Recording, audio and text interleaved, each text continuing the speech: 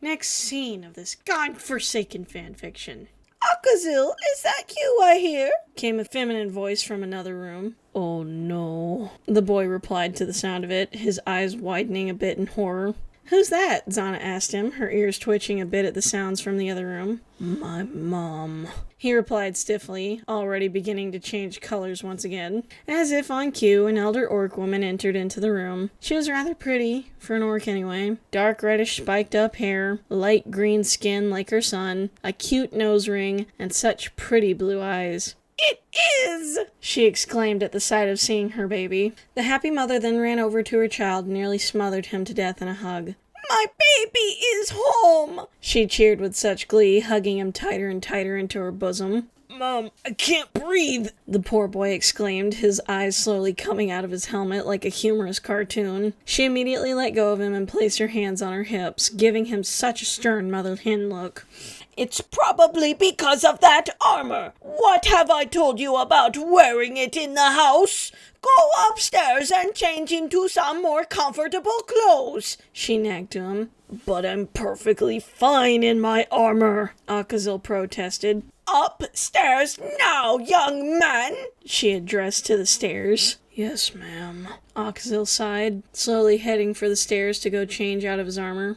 And then the woman's eyes fell upon Xanna. You should change too. I think I have some spare clothes you can borrow, she said, heading for the stairs as well. I guess he was hoping his parents would be out while we came here to have some breakfast, she thought as she followed the woman. They didn't even have to speak for me to hate them. Speaking just proved that I should hate them more, Izzy threw in as they passed a few doors before stopping and entering one of the rooms. Xanna stood at the doorway while Akazil's mother went to address her, opened one of the drawers, and pulled out some clothes. Here you go. Now I'll leave you so you can change, she said to the girl, quickly leaving after. The young halfling girl just stood there for a moment. Akazil's parents are creeps? A little weird. I still say creeps, Izzy said in her usual tone, arms folded over her chest. Hey, do you think they know about him being a...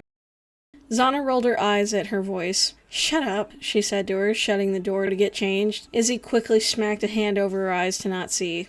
Fine, she grumbled irritably. Xanna then stopped paying her any mind and continued to change. Once done, she placed her dirty clothes in one of her bags and headed back downstairs, keeping her ears perked up to find the kitchen. Once found, she saw something she didn't expect. I guess they're really nice people if they're totally fine leaving the stranger unattended to in their home. For all they know, Xanna's a thief. So good on them for being nice.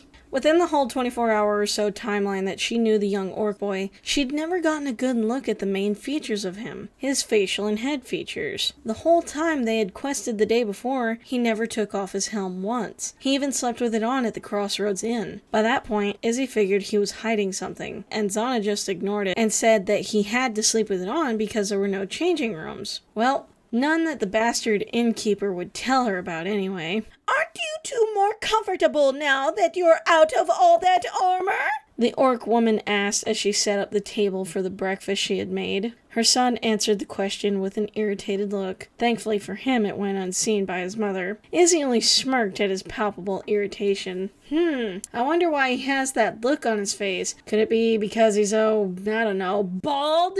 Shut the hell up! He probably shaved it! Xanna blushed as she defended her friend. Uh-huh. That's why it's so shiny and has no hair. Not even a little bit of stubble. Well, okay, he's bald. Come and sit down, dear. Eat some breakfast. Xanna heard the orc woman calling for her. Now being back in reality, she left the doorway and headed for a space next to Akazil at the table, staring at the literal mountain of food his mother had made for them. I know we came here for food, but it's not like there's a whole army coming. Is there? She thought, still staring at the meal. I don't think that this much food is necessary, Mrs. She began to verbalize her thoughts, wishing she hadn't spoke as she then watched the two male orcs piling food onto their plates. Call me Yatana, she smiled to the girl, also beginning to pile on some of the pancakes, eggs, and bacon onto her plate.